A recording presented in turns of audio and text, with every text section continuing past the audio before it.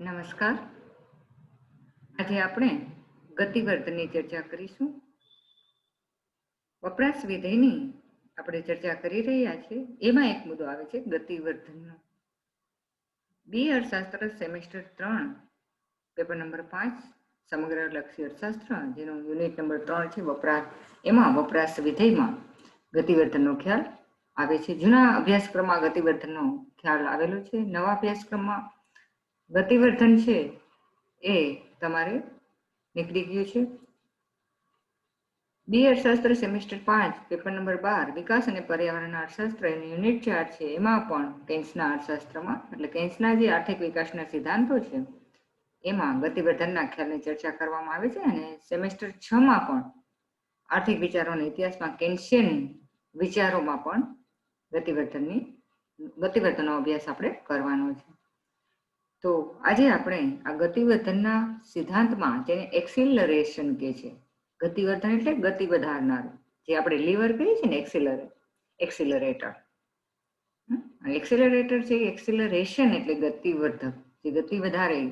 આપણે વ્હીકલમાં લીવર હોય છે, પછી તમે ઓલા દાદરા ચડતા હોય છો, મોલમાં જાઓ છો, આ બધું ગતિવર્ધન એક્સિલરેશન એટલે ગતિને વધારનારું. એની આપણે ચર્ચા કરવાના છીએ. આર્થિક વિકાસમાં જે ગતિ પેદા કરવાની છે, આવક વધારવાની છે, એના અનુસંધાનમાં આપણે ગતિવર્ધનનો સિદ્ધાંત ભણવાનો છે. તો આજે આપણે ગતિવર્ધનમાં શેની ચર્ચા કરીશું? તો કે ગતિવર્ધનનો અર્થ અથવા એના સિદ્ધાંત. ગુણક અને ગતિવર્ધન વચ્ચે શું તફાવત છે? ગુણક અને ગતિવર્ધનની સંયુક્ત પ્રક્રિયા દ્વારા આવક પર કેવી અસર થાય છે, આવકનું કેવી રીતે સર્જન કરી શકાય, એની આપણે ચર્ચા કરવાની છે. એટલે 3 મુદ્દાની આપણે ચર્ચા કરીશું.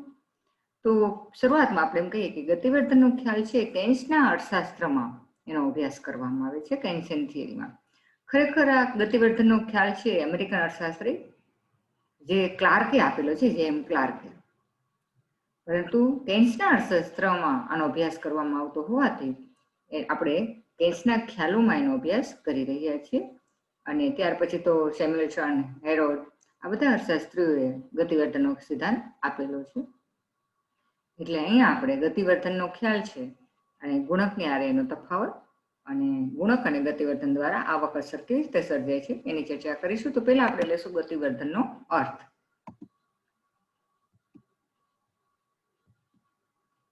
ગતિવર્ધન એટલે શું? તો આપણે એમ કહી શકીએ કે વપરાશી વસ્તુની માંગમાં વધારો થાય છે અને તેને પરિણામે મૂડી સાધનોની માંગમાં જે વધારો થાય તે દર્શાવતા આંકને ગતિવર્ધન કહેવામાં આવે છે.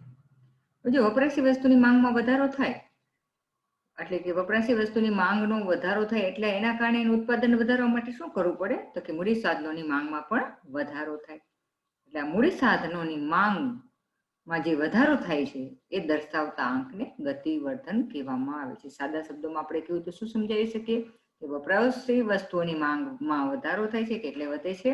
વપરાશી વસ્તુની માંગ વધે અને એના પરિણામે મૂડી સાધનોની જે માંગમાં વધારો થાય એ દર્શાવતો આંક એટલે ગતિવર્ધન. તમે એમ કેવું એમ કહી શકો વપરાશમાં વધારો થવાને કારણે મૂડીરોકાણમાં જે વધારો થાય છે તે દર્શાવતો આંક એટલે ગતિવર્ધન. મૂડી સાધનોની માંગમાં વધારો થવો એટલે મૂડીરોકાણમાં વધારો થવો, તો એને ગતિવર્ધન કહેવામાં આવે છે.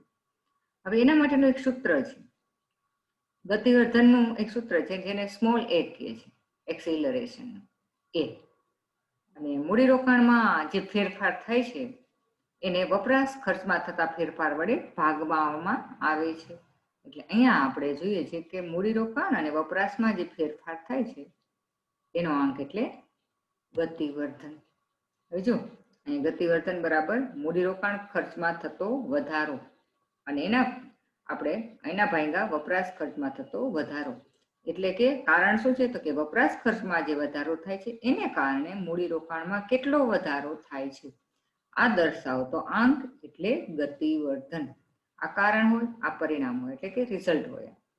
તો શેના કારણે? તો કે વપરાશ ખર્ચમાં વધારો થયો, એના કારણે મૂડીરોકાણમાં જે વધારો થાય છે એનો જે ગુણોત્તર બતાવે છે ને ગતિવર્ધન કહેવામાં આવે છે. એટલે એ ફોર એક્સેલરેશન અને ડેલ્ટા આઈ એટલે ડેલ્ટા એટલે ફેરફાર, આઈ એટલે મૂડીરોકાણ ખર્ચમાં, આ ખર્ચ છે એને મૂડીરોકાણને આઈ કહે છે, ઇન્વેસ્ટમેન્ટ, અને સી છે એ વપરાશ છે, કન્ઝ્યુમ, એટલે ડેલ્ટા સી એટલે વપરાશ ખર્ચમાં જે ફેરફાર થાય છે અથવા વધારો થાય છે, આપણે વધારો લઈશું અથવા ફેરફાર પણ તમે કરી શકો. તો આના માટે તમારે એક્ઝામ્પલ લેવું હોય તો તમે એ પણ લઈ શકો કે ફોર એક્ઝામ્પલ તરીકે વપરાશ ખર્ચમાં છે આપણે અહીંયા આપણે જોઈએ પેલા શેના કારણે વધારો થાય છે, તો કે વપરાશ ખર્ચના કારણે જે મૂડીરોકાણમાં ફેરફાર થાય છે એને ગતિવર્ધનનો આંક કહેવામાં આવે છે. તો અહીંયા આપણે એવું કહી શકીએ કે વપરાશ ખર્ચ છે એમાં 5 કરોડનો વધારો થાય છે, વપરાશ ખર્ચ વધીને 5 કરોડ જેટલું થાય છે.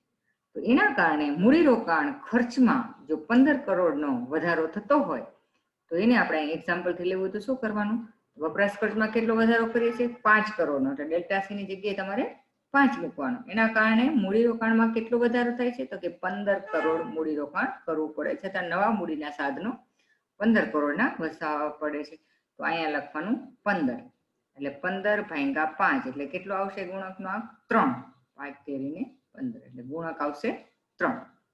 એટલે આ પણ એક્ઝામ્પલ તમે લઈ શકો. મેં સૂત્ર જ મૂક્યું છે, ગણજો તમે તમારી રીતે, એટલે મેં ગણીને નથી આપ્યું, પ્રેક્ટિસ કરજો તમે, બરાબર છે. વપરાશ ખર્ચમાં 5 કરોડ અને મૂડીરોકાણ ખર્ચમાં 15 કરોડનો ફેરફાર થાય છે, એના આધારે તમારે ગતિવર્ધન શોધવાનું છે.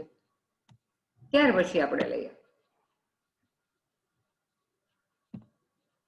એનું ઉદાહરણ લઈએ. આ સમજવા માટે આપણે એક એક્ઝામ્પલ લઈએ છીએ. મેં તમને દાખલો ગણવા આવ્યો છે ને, એ જ સંદર્ભમાં આપણે એક ઉદાહરણ લેવાનું છે. તો ઉદાહરણમાં જોઈએ આપણે એક ધારણા કરવી પડે છે, એના માટે અમુક 3 ધારણા આપણે લેશું, પછી ઉદાહરણ સમજીએ કે મૂડી નિપજ ગુણોત્તર કેપિટલ આઉટપુટ રેશિયો જે છે એ 1:10 છે. કેપિટલ આઉટપુટ રેશિયો કેટલો છે 1:10. મૂડી નિપજ ગુણોત્તર છે 1:10, એટલે કે 10 વસ્તુના ઉત્પાદન માટે 1 મૂડીની જરૂર પડે છે. 1 મૂડીની જરૂર પડે છે એટલે શું, અર્થાત મૂડીના 1 એકમ દ્વારા વપરાશી વસ્તુના 10 એકમોનું ઉત્પાદન કરી શકાય છે. મૂડી નિપજ ગુણોત્તર શું બતાવે છે 1:10, તો કે મૂડીનો 1 એકમ રોકો તો એના કારણે 10 વસ્તુઓ તમને વપરાશી વસ્તુનું ઉત્પાદન મળે, એટલે આ ઉત્પાદન બતાવે છે આ મૂડીરોકાણ, બરાબર. 1:10 એટલે 1 રૂપિયાનું મૂડીરોકાણ કરીએ તો 10 એકમોનું ઉત્પાદન થાય છે. એટલે એક મૂડીનું કોઈ પણ એકમ, એ લાખમાં લઈ લો તમે, કરોડમાં લ્યો, આપણે જે ઉદાહરણમાં લીધું હોય એ રીતે આપણે લેશું. એટલે 1:10 નો રેશિયો છે. એક મૂડીરોકાણ કરીએ તો કેટલા વસ્તુના એકમો ઉત્પન્ન થાય છે, તો કે 10 એકમોનું વસ્તુનું ઉત્પાદન કરી શકીએ છીએ. આ ધારણા કરીએ છીએ આપણે એના દ્વારા. બીજી ધારણા છે કે વપરાશી વસ્તુના 1000 એકમોની માંગ છે. અર્થતંત્રમાં કેટલી માંગ છે વપરાશી વસ્તુની, તો કે 1000 એકમોની માંગ છે. તો એના પરિણામે આપણે જે ઉપર દર્શાવ્યો ને મૂડી નિપજ ગુણોત્તર આંક કેટલો છે 1:10, ઉપર દર્શાવેલો મૂડી નિપજ ગુણોત્તર એટલે 1:10 છે. એ આંક પ્રમાણે કેટલા મૂડી સાધનોની જરૂર પડે, તો કે 100 મૂડી સાધનોની જરૂર પડે. હવે જુઓ અહીં તમે 1:10 નો રેશિયો છે, એટલે કે 10 વસ્તુનું ઉત્પાદન કરવા માટે 1 મૂડીનું જરૂર પડે, 1 મૂડીની એકમની જરૂર પડે. તો કેટલા એકમોની માંગ છે, તો કે 1000 એકમોની માંગ છે. 1000 એકમોની માંગ છે તો એના માટે આપણે ઉપરના મૂડીરોકાણ ગુણોત્તર પ્રમાણે કેટલા સાધનોની જરૂર પડે, તો કે 1 માટે 10 ની જરૂર પડે, તો 100 માટે કેટલાની જરૂર પડે, 1000 એકમોની જરૂર પડે, બરાબર. ત્યાર પછી આપણે લઈએ કે મૂડી સાધનોનું આયુષ્ય મર્યાદા 1 વર્ષનું છે, 10 વર્ષનું છે. કે ગમે તે યંત્રો આપણે પેઢીમાં વસાવીએ છીએ તો એ યંત્રો છે 10 વર્ષનું આયુષ્ય મર્યાદા ધરાવે છે. 10 વર્ષ પછી નકામા બની જાય છે, તો ઘસાઈ જાય છે. ત્યાર પછી આ પ્રકારની સ્થિતિ હોવાથી 10 વર્ષ પૂરા થાય ત્યારે જૂના મૂડી સાધનને બદલે નવા 100 મૂડી સાધનો મૂકવા પડે છે. કેમ કે અહીંયા મૂડી સાધનોની કેટલાની જરૂર છે, 100 મૂડી સાધનોની જરૂર છે. 10 વર્ષનું એનું આયુષ્ય છે કે જે આ 100 મૂડી સાધનો આપણે વસાવ્યા છે એ 10 વર્ષ પછી નકામા થઈ જશે. તો 10 વર્ષનું આયુષ્ય ધરાવે છે, એટલે આ પરિસ્થિતિમાં શું થાય કે 10 વર્ષ પછી પાછા 100 મૂડી સાધનો વસાવવાના થાય, બરાબર. એટલે નવા મૂડી સાધન કેટલાની જરૂર પડે, તો કે જૂના મૂડી સાધનને બદલે નવા 100 મૂડી સાધનો મૂકવા પડે. એટલે કે દર વર્ષે 10 મૂડી સાધનની માંગ રહી. 10 વર્ષ સુધી આપણે ઘસારો ખર્ચ એટલો બાદ કરીએ કે 10 મૂડી સાધનોનો ઘસારો ખર્ચ બાદ કરવાનો, એટલે શું થાય કે 10 વર્ષે 100 મૂડી સાધનોનો જે ઘસારો ખર્ચ બાદ કરીએ છીએ એટલું એને આવી જાય. વટાવ ખર્ચને આધારે ઘસારો ખર્ચ આ બધું બાદ કરી અને એનો આપણે ઘસારો ખર્ચ ગણતા હોય છે. ત્યાર પછી છે હવે આ જે ધારણા લીધી છે એના આધારે આ ગતિવર્ધન શોધ્યું છે આપણે. શું ધારણા પેલી હતી, અહીં જોયું છે નિપજ ગુણોત્તર આંક, કેપિટલ આઉટપુટ રેશિયો એક્ઝામ 10 છે, 1000 એકમોની માંગ છે એટલે 100 મૂડી સાધનોની જરૂર પડે છે. આયુષ્ય મર્યાદા 10 વર્ષની છે એટલે 10 વર્ષે બધા નકામા સાધનો થઈ જાય એટલે એક વર્ષે નવા દર વર્ષે એટલે કે દર વર્ષે એક વર્ષ હોય ને જેનું એક વર્ષ જાય એટલે એને 10 મૂડી સાધનો છે એની માંગ વધે. એટલે બીજા અર્થતંત્રમાં એવા મૂડી સાધનોની માંગ કેટલી વધશે? 10 મૂડી સાધનો. એટલે મૂડી સાધનોનું ઉત્પાદન કરતા જે હોય એકમો એને પણ એટલું ઉત્પાદન અથવા એને એટલી રોજગારી મળે, એટલી એને આવક થાય અથવા એની વસ્તુની માંગ રહે. એટલે મૂડી સાધનની માંગ પણ દર વર્ષે 10 મૂડી સાધનોની રહેશે. હવે અહીંયા ગુણોત્તર આપણે એક એક્ઝામ્પલ લીધું ને એ જ અહીં જોઈએ. એ એટલે એક્સિલરેટર એટલે ગતિવર્ધન. ઓલું સૂત્ર છે ડેલ્ટા I એટલે મૂડીરોકાણમાં થતો ફેરફાર અને ડેલ્ટા C એટલે વપરાશ ખર્ચમાં થતો ફેરફાર. એટલે વપરાશમાં ફેરફાર થયો એને કારણે મૂડીરોકાણમાં થતો ફેરફાર. હવે અહીંયા કેટલું છે? તો કે અહીંયા છે મૂડીરોકાણ 100 ઉત્પાદનના સાધનોનું, વપરાશ તો કે 10% ફેરફાર થાય છે. તો અહીંયા આને ભાગીએ એટલે એનો મૂડીરોકાણ ગુણોત્તર કેટલો આવે? તો કે 10 ગુણાંકનો આંક કેટલો આવે? 10 છે એનો ગુણાંકનો આંક છે. એટલે આ એક્ઝામ્પલના આધારે આપણે આ રીતે સમજાવી શકીએ કે જ્યારે મૂડીરોકાણમાં 100 કરોડ મૂડીરોકાણ કરવામાં આવે એટલે કે 10 વપરાશ ખર્ચમાં 10%નો વધારો થાય છે અથવા 10 કરોડનો વપરાશ ખર્ચ વધે તો એના કારણે 100% મૂડીરોકાણ કરવું પડે. 100 કરોડનું મૂડીરોકાણ કરવું પડે, 10 ગણું. જો તમે શું થાય છે તો કે વપરાશ ખર્ચ કેટલો વધે છે? 10%. એના કારણે મૂડીરોકાણ કેટલું કરવું પડે છે તો કે 100 કરોડનું. 10 કરોડ વપરાશ ખર્ચ વધે અને 100 કરોડનું મૂડીરોકાણ કરવામાં આવે તો અહીંયા 10 છે એ ગતિવર્ધનનો આંક બતાવે છે. એટલે કે આપણે એમ કહી શકીએ કે ઘસારો ખર્ચ ઉપરના આયુષ્ય મર્યાદાનું કીધું હતું ને કે 100 મૂડી સાધનો મૂકવા પડે દર વર્ષે 10. પરંતુ હવે એમ કહીએ કે 10% વપરાશમાં વધારો થયો. જો અહીં કહી છે ને આપણે 10% વધારો થયો. પેલા તો આ 10 ખાલી ઘસારા ખર્ચને કારણે આયુષ્ય મર્યાદાને કારણે દર વર્ષે 100 મૂડી સાધનો આપણે 10 વર્ષમાં 100 મૂડી સાધનોની જરૂર પડે એટલે કે દર વર્ષે 10 મૂડી સાધનોની માંગ વધે. પરંતુ વપરાશમાં 10%નો વધારો થાય છે એવું કહેવામાં આવે છે.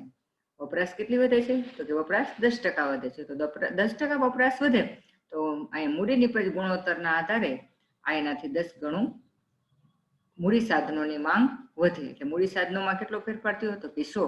વપરાશ 10% વધી તો મૂડી સાધનની માંગ વધશે 100 કરોડની. એટલે એનો ગુણાંકનો આંક 10 આવે છે. એટલે અહીંયા મૂડી સાધનની માંગમાં 100%નો વધારો થયો કહેવાય. એટલે અહીંયા જે વપરાશી વસ્તુની માંગ 10% વધી તો એના પરિણામે મૂડી સાધનોની માંગમાં 100%નો વધારો થાય છે. આને ગતિવર્ધનનો આંક કહેવાય. એટલે આપણે આ એનું આપણે સમજાવી શકીએ.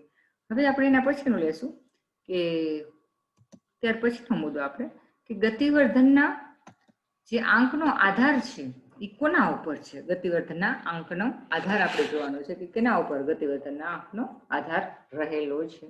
તો બે વસ્તુ ઉપર રહેલો છે એનો આધાર. કઈ બે વસ્તુ? તો આપણે જોઈએ એક તો મૂડી નિપજ ગુણોત્તર અને બીજું છે મૂડી સાધનોની આયુષ્ય મર્યાદા. આપણે આગળ ધારણામાં જોયું ને બેના આધારે મૂડીરોકાણ ગુણકનો આપણે ગતિવર્ધનનો આંક છે એ શોધી શકીએ.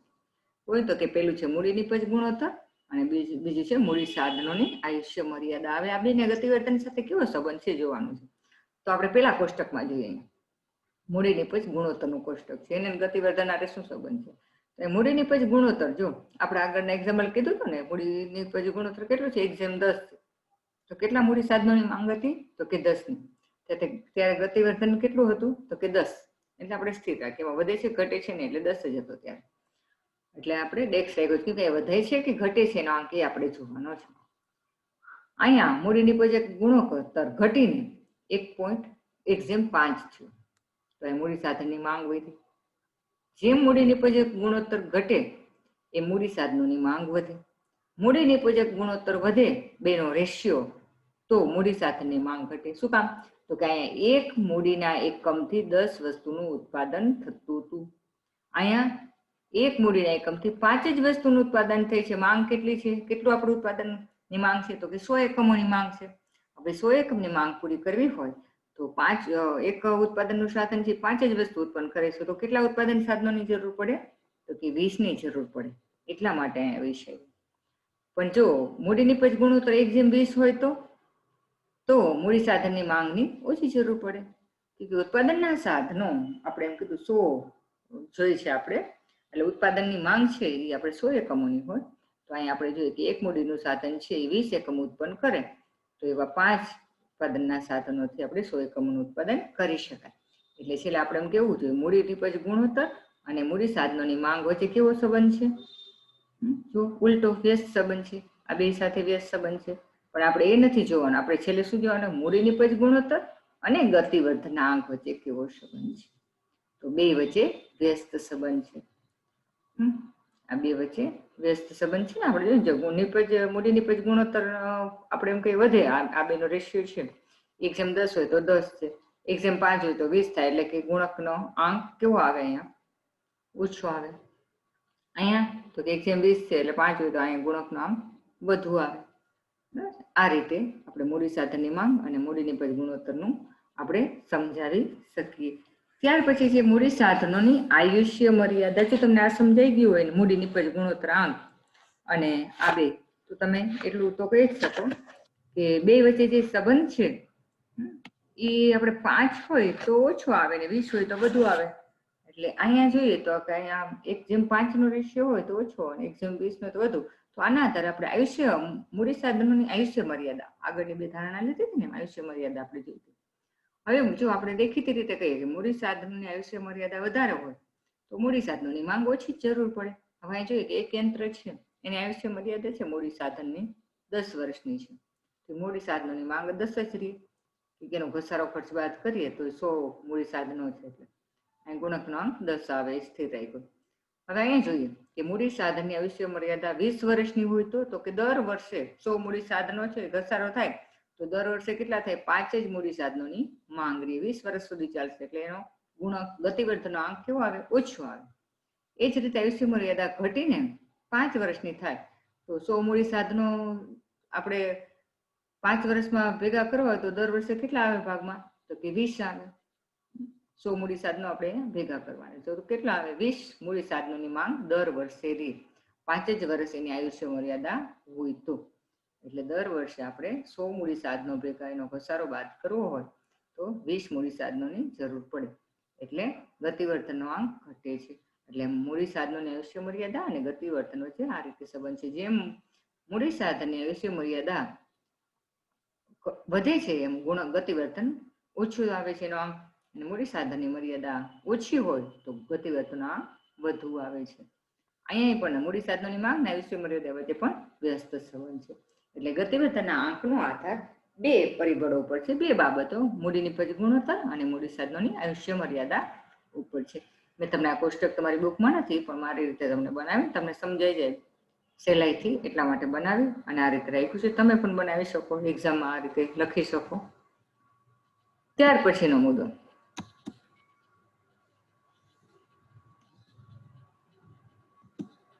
ગતિવર્ધનના સિદ્ધાંતની મર્યાદા. બસ આ સિદ્ધાંત આ સમજાવી દીધો. આપણે ઉદાહરણ કહેવાય એની મર્યાદા લેવાની છે. પહેલી મર્યાદા છે માંગ અને સમયનો ગાળો. હવે જો જે વસ્તુની માંગ છે એ ટૂંકા ગાળામાં હોય, કેન્સના સિદ્ધાંત બધા તમને ખ્યાલ કેવા છે? ટૂંકા ગાળાના છે એના ખ્યાલો બધા. પરંતુ અહીંયા આપણે જોઈએ કે ગતિવર્ધનમાં આપેલો આંક છે ને, જો માંગનો સમય ટૂંકા ગાળાનો હોય, ટૂંકા ગાળામાં એની માંગ વધતી હોય તો ગતિવર્ધનનો આંક 0 આવે, 0 આવે.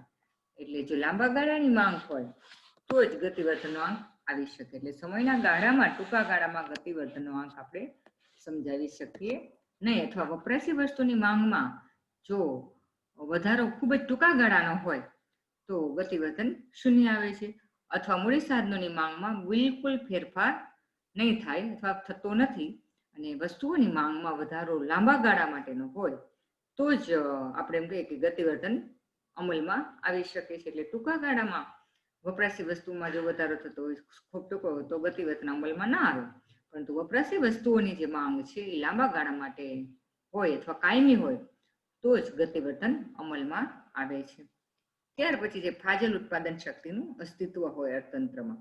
હવે જો વપરાશી વસ્તુના ઉદ્યોગમાં છે ને, આપણે જે મૂડી સાધનો છે એ મૂડી સાધનો અને ઉત્પાદન શક્તિ છે એ બે ફાજલ અર્થતંત્રમાં પડી હોય ને તો આપણે એમ કહીએ કે તો ગતિવર્ધન છે ને એનો આંક 0 આવે. ફાજલ ઉત્પાદન શક્તિ પડી.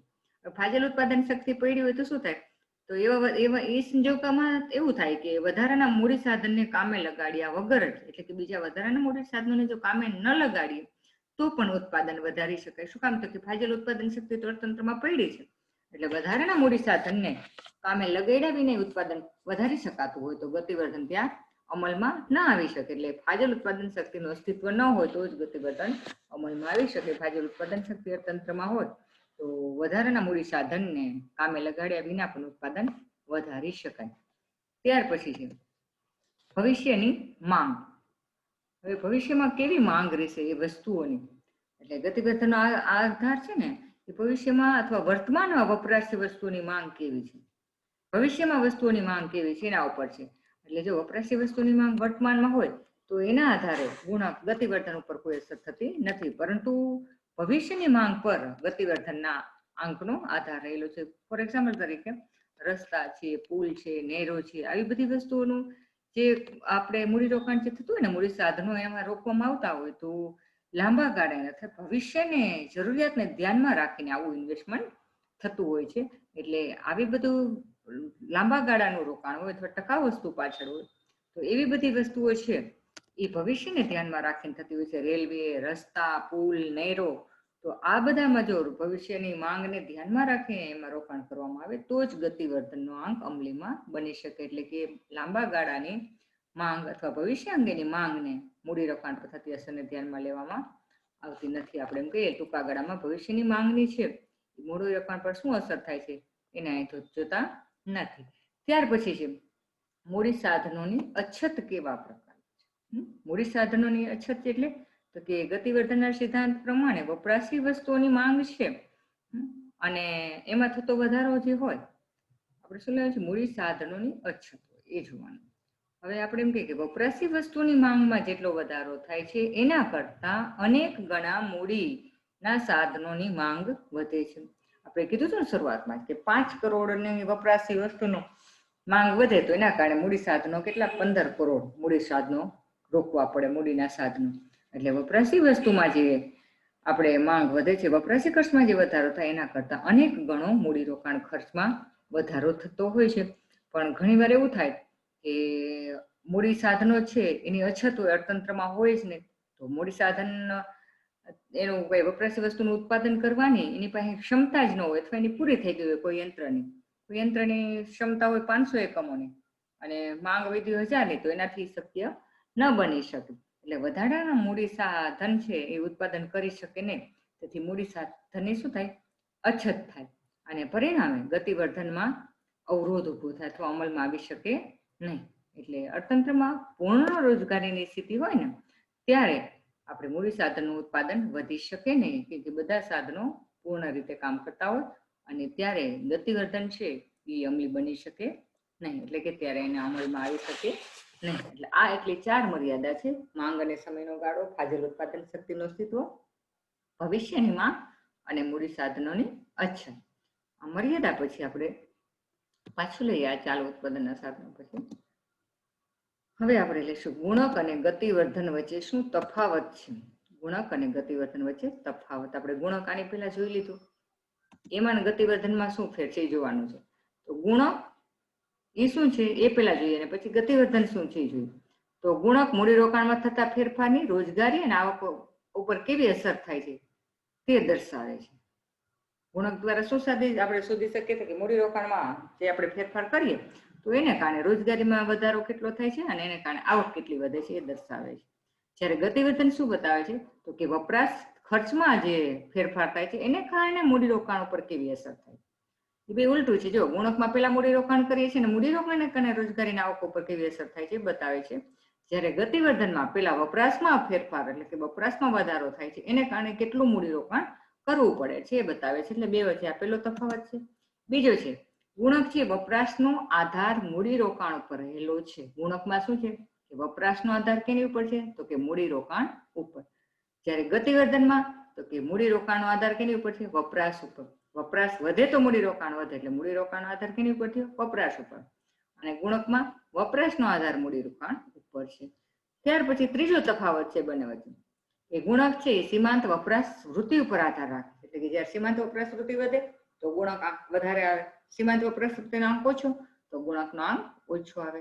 જ્યારે ગતિવર્ધન કેના ઉપર આધારિત છે તો કે મૂડી સાધનોની આયુષ્ય મર્યાદા અને મૂડી નિપજ ગુણોત્તર ઉપર. એટલે મહત્વનું છે મૂડી સાધનોની આયુષ્ય મર્યાદા, પણ આના ઉપરાંત મૂડી નિપજ ગુણોત્તર ઉપર પણ એનો આધાર છે. ગતિવર્ધન હમણાં આપણે જોયું એના આધારના બે મુદ્દા. એટલે તમે આ રીતે ગુણક અને ગતિવર્ધનના 3 તફાવતના મુદ્દા આપેલા છે. ત્યાર પછીનો મુદ્દો આપણે જોઈએ કે ગુણક અને ગતિવર્ધનની સંયુક્ત પ્રક્રિયા આવક પર આપણે ત્રીજો મુદ્દો લેવાનો છે ને અભ્યાસમાં. પહેલા લીધો તો ગુણક ગતિવર્ધનનો અર્થ, પછી લીધું તો ગુણક અને ગતિવર્ધન વચ્ચેનો તફાવત, અથવા પેલા ગતિવર્ધનનો સિદ્ધાંત, પછી બંને વચ્ચે શું તફાવત છે, અને આ બંને ગુણક અને ગતિવર્ધનથી સંયુક્ત રીતે આવક પર કેવી અસર થાય છે, આવક સર્જન ઉપર, એ આપણે અત્યારે અહીંયા અભ્યાસ કરવાનો છે. કોષ્ટક દ્વારા આપણે સમજીએ. ગુણકનો સમય આપ્યો છે 1, 2, 3, 4 અને 5 આ સમયગાળો. પહેલો તબક્કો, બીજો, ત્રીજો, ચોથો, પાંચમો. આ રીતે પ્રાથમિક મૂડી રોકાણ બધામાં સરખું જ કરવામાં આવે છે, અને આ આંકડા બધા લાખમાં લીધા છે, 40 લાખ, બરાબર. અને પ્રેરિત વપરાશ અને પ્રેરિત મૂડી રોકાણ, અને અહીંયા રાષ્ટ્રીય આવકમાં કુલ વધારો કેટલો થાય છે એ બતાવવામાં આવ્યું છે. એટલે અહીંયા આપણે જોઈએ પહેલી જ વખત આપણે જોઈએ અહીંયા, તો અહીંયા શું થાય છે, તો શરૂઆતનો સમય પહેલા ગાળામાં પ્રાથમિક મૂડી રોકાણ કેટલું કરવામાં આવે છે તો કે 40 લાખનું. ત્યારે પ્રેરિત વપરાશ કેટલું છે તો કે 0, અને પ્રેરિત મૂડી રોકાણ એ 0. એટલે રાષ્ટ્રીય આવકમાં કેટલો વધારો થાય તો કે 40 જ થાય વધારો, ત્યારે એટલો જ થાય. બીજા તબક્કામાં તો કે મૂડી રોકાણ તો 40 જ રહેશે બધામાં. હવે અહીંયા જો પાછું એક ધારણા આપણે કરી લેવાની છે કે સીમાંત વપરાશ વૃત્તિ 1/2 છે. અહીંયા આપણે આ ઉદાહરણ લઈએ છીએ ને, એમાં સીમાંત વપરાશ વૃત્તિ કેટલી છે 1/2, એટલે કે અડધી, 50%, 0.50, એટલે 0.5, એટલે 50% છે. અને તો ગુણકનો અંક કેટલો આવે તો કે સીમાંત વપરાશ વૃત્તિ 1/2 હોય તો ગુણકનો અંક 2 આવે. આપણે પેલા જોયું હતું ને, એટલે ગુણકનો અંક 2 છે. તો અહીંયા જે વધારાની રાષ્ટ્રીય આવક, જે કુલ આવકમાં વધારો થાય છે, એનાથી અડધું 50% પ્રેરિત વપરાશ હોય.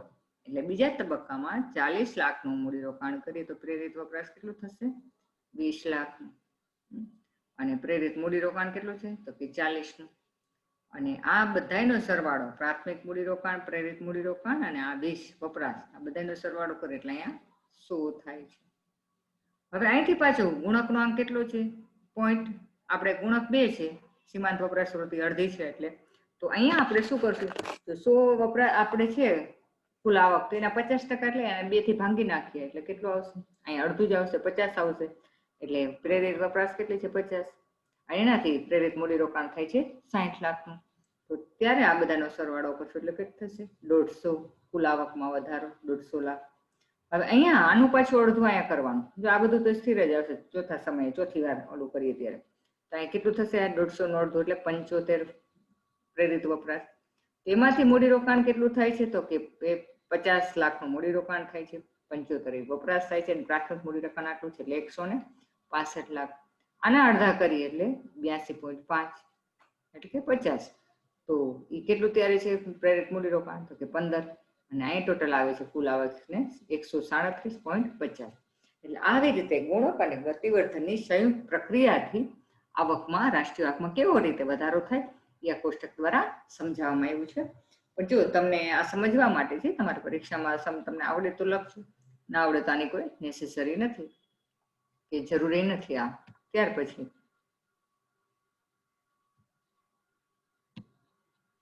હવે સૌરાષ્ટ્રમાં પૂછાયેલા પ્રશ્ન. હવે જો ગતિવર્ધનના સિદ્ધાંતની ચર્ચા કરો. એ આપણે જે પેલા બધા જોયું ને, ગતિવર્ધનનો અર્થ, એનું સૂત્ર, એનું ઉદાહરણ, કેના ઉપર આધારિત છે, એ 2 પરિબળો મૂડી નિપજ અને આયુષ્ય મર્યાદા, ત્યાં સુધી લખવાનું, એ આમાં આવશે. આ બધા 7 માર્કના પ્રશ્ન પૂછાય. ગતિવર્ધનનો સિદ્ધાંત તમને કદાચ 10 માર્કમાં 14 માર્કમાં પૂછી શકે. ત્યાર પછી ગુણક અને ગતિવર્ધન વચ્ચેનો તફાવત 3 જ મુદ્દા છે, એના એ 7 માર્કની ટૂંક નોંધમાં તમને પૂછી શકાય. અને છેલ્લે છે ગુણક અને ગતિવર્ધનની સંયુક્ત પ્રક્રિયાની આવક પર અસર સમજાવો. આ બહુ ઓછો રેરલી પૂછાય છે. છેલ્લું કોષ્ટક જે આપણે લીધું ને, એ કોષ્ટક તમારે સમજાવવાનું છે, ને ટૂંક નોંધમાં તમને આ 2 પ્રશ્ન પૂછી શકાય. આમ તો 3 ટૂંક નોંધમાં તમને આવે છે, 3 ટૂંક નોંધમાં જ પૂછાય 7 માર્કનો, પણ આ એક પ્રશ્ન છે તમને 14 માર્કમાં પણ પૂછી શકે. એટલે સૌરાષ્ટ્ર યુનિવર્સિટીમાં તમે જુઓ તો SY માં આ વખતે ગતિવર્ધન નીકળી ગયું છે, પણ જૂના કોર્સ પ્રમાણે ગતિવર્ધન એમાં આવે છે ને કેસના ખ્યાલ આપણે સમજવા હોય તો ગતિવર્ધનનો ખ્યાલ ગુણક સાથે સમજવો જ પડે. કેમ કે ગુણકની હારે ઘણીવાર તમને ગતિવર્ધન ને બેની સરખામણી છે ઓમાં પણ તમને આ ટૂંક નોંધ પૂછી શકે ગુણકના ખ્યાલ સાથે, ત્યારે પણ કામ લાગે. પણ 5મા અને 6થા સેમમાં તો ગુણક અને ગતિવર્ધન બંને આવે છે, એટલે તમારે આની તૈયારી કરવી જ પડશે. તો અહીંયા આપણું વપરાશ વિધેય એ પૂરું કરીએ છીએ, એટલે કે આ યુનિટ આપણું 3જું યુનિટ પૂરું થાય છે એસવાયમાં. અને હવે આપણે ત્યાર પછી આગળ લેશું એના પછીનું યુનિટ, અને લગભગ એનું છે આપણે વ્યાજના દરના સિદ્ધાંતો અને મંદિર, એ બે બાકી છે. આપણે ચેપ્ટર ચોથા યુનિટમાં ત્રીજા સેમમાં બે આવે છે. 5મા અને 5મું સેમનો આપણે અભ્યાસ કરી રહ્યા છીએ, એમાં વિકાસ અને પર્યાવરણમાં એના પછીનો મુદ્દો છે એ ભૂમિ મેડમ સમજાવશે. તો આજે આપણે આટલું જ રાખીએ. Thank you.